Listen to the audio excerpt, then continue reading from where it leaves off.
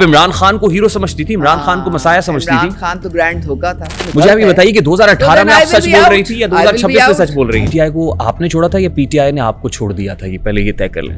उनको मेरी आवाज सुनाई देनी बंद हो गई थी। असल में आपने जो बात कर दी है, मैं चाहता था कि मैं आपको ना ही दिखाऊं। आप अवाम के मैंडेट से आई?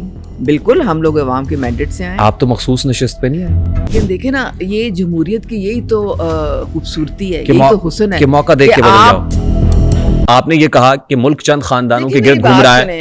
अब जब आप पीएमएलएन में शामिल हो गई हैं, तो उसी खानदानी सियासत का हिस्सा बन गई हैं, उसी क़यादत के दिफा में बयान दे रही हैं। अगली दफा आप अवाम के मैंडेट से आई? बिल्कुल, हम लोग अवाम के मैंडेट से आए। आप तो मखसूस नशिस्त पे नहीं आए। तो आप मुझे ये बताएं कि मखसूस सीटें जो हैं वो क्या वैसे ही मिल जाती हैं? वो तो, क्या तोहफा होता है? तोहफा होता है जी नहीं। आपका जो 12 साल आपने पार्टी के लिए जो काम किया होता है, जो लोगों के लिए काम किया होता है। कितने साल पीएमएलएन के लिए काम किया है जी? कितने साल आपने पीएमएलएन के लिए काम किया है? देखिए, मैंने पीएमएलएन का तब मैंने साथ दिया जब पीटीआई अरूज पे थी, तब मैंने वो पार्टी छोड़ी थी। उस वक़्त मैंने अपनी जो मेरे जितने मैंने साल लगाए थे पीटीआई में, वो उन्होंने उसकी कोई कदर ना की। असल में आपने जो बात कर दी है, मैं चाहता था कि मैं आपको ना ही दिखाऊं। क्यों? क्या अब आप मुझे दिखाना पड़ रहा है? क्या? ये तो मैं आपको दिखाऊं। देखिए, मैं जब भी जिस भी प्लेटफॉर्म पे रही हूँ, मैं अपने पूरे जिसे कहते हूँ अपनी सच्चाई के साथ रही हूँ। नहीं, जिस वक्त आपने पीटीआई को छोड़ा था, पीटीआई को आपने छोड़ा था या पीटीआई ने आपको छोड़ दिया था, ये पहले ये तय कर लें। हाँ, ये भी देख लें, ये भी बात देख लें, ये भी बात देख लें। आपने छोड़ा था पीटीआई को या पीटीआई ने आपको छोड़ दिया था? वो पीटीआई ने नहीं छोड़ा था मुझे जनाब। आपके बानी साहब ने जो है वो परसिक्यूट किया, जुल्म की इंतहा की और ऐसे हालात पैदा किए जिनमें उनको मेरी आवाज़ सुनाई देनी बंद हो गई थी। नहीं, आपकी ऑडियो लीक हो गई थी। नहीं, वो हाँ, ये देखें, आपकी ऑडियो लीक थी। हाँ, तो ये किसने की थी? ये किसने की थी? ये किसने की थी? ये भी तो आप देखें ना, जिसने की थी उसने तो मेरी कब्र भी खोद दी थी पंजाब असेंबली में।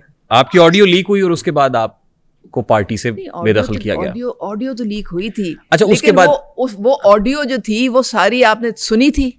हाँ, मैं अभी सुनवा देता हूँ। वो वन साइडेड थी, सारी सुनी। वो डॉक्टर थी, वो इंजीनियर थी, उसमें सिर्फ मेरी आवाज थी। किससे बात हो रही है, कहाँ हो रही है, कब हो रही है, वो आपने सुना था? आप खातून अव्वल से मुतालिक बात कर रही थी। हाँ, खातून अव्वल बुशरा बीबी को आप क्वीन कह रही थी। क्या कह रही थी? क्वीन कह रही थी आप कि क्वीन है, वो मलका है। क्वीन है। अच्छा, ये मैंने कहा था? हाँ, मैं सुना। तो वो नहीं थी, लेकिन आपने क्वीन कहा था उनको। नहीं, मैंने कब क्वीन कहा? सुनाऊं आपको? नहीं, मैं सुनाऊं। मैंने तो नहीं कहा। ये कौन सुने तो सही। सुने,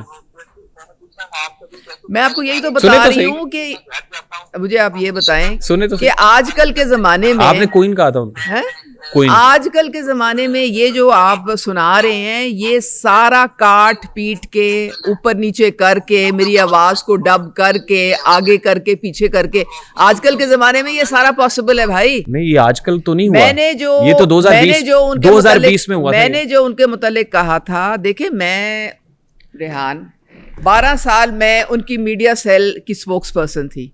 मैंने सिर्फ पार्टी को, लीडर को, उनकी फैमिली को डिफेंड किया था। मैंने कभी दिल में भी उनके मुतालिक बुरा नहीं सोचा था, ठीक है। लेकिन जो हमें बताया गया था वो ये था कि जी वो घरेलू खातून है, उनका सियासत से कोई ताल्लुक नहीं है, ठीक है। और वो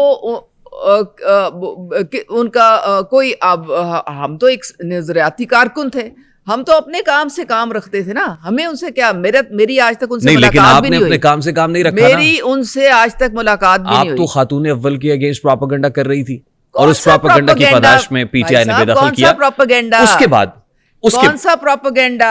सवाल ही पैदा नहीं होता। आप अपनी ऑडियो लीक में क्या बात कर रही हैं? नो, देखें, अगर आपको हकीकत में आपको बताऊं, उस वक्त एक मोहतरमा थी मुसर्रत चीमा जी, ठीक है।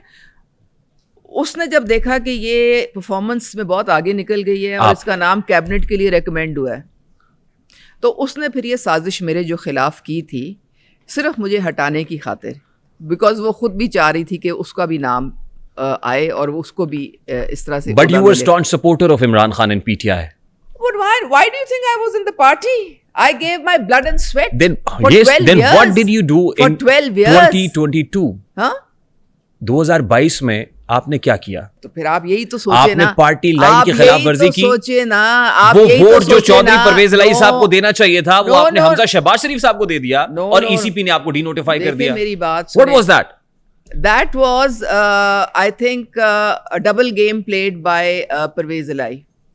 Pervez Elahi went and met Zardari Saab, and he said that I am going to be your candidate. ठीक है? I told Pervez Elahi that if you are Zardari Saab's candidate, मैं आपको वोट दूंगी। तो फिर मैं हमजा शहबाज साहब को दूंगी वोट। No, मैंने उनको कहा था कि अगर आप जरदारी साहब के कैंडिडेट होंगे तो मेरा वोट आपका है। वो ओवरनाइट उन्होंने यू टर्न लिया, और वो नहीं, उस वक्त भी पीटीआई में होते हुए आप जरदारी साहब के कैंडिडेट को सपोर्ट करना चाह रहे थे। Because the party had disowned me, the party had disowned me. आप अगर असेंबली में थी तो पार्टी की वजह से थी, पीटीआई की वजह से थी। So what? तो वो मुझे घंटे वापस करे, वो मुझे साल वापस करे, वो मुझे महीने वापस करे, जो मैंने खून पसीना दिया जरा सा मुश्किल ऐसे नहीं था, तो आप तमाशा नहीं था, खड़ी हो गई। कोई मुफ्त की बिरयानी नहीं थी वो जो मुझे मिली थी। वो हजारों घंटे थे जो मैंने कुर्बानी की, अपनी फैमिली लाइफ को कुर्बान किया। For yourself? No, for the country. Just to get your seat secured? For the country.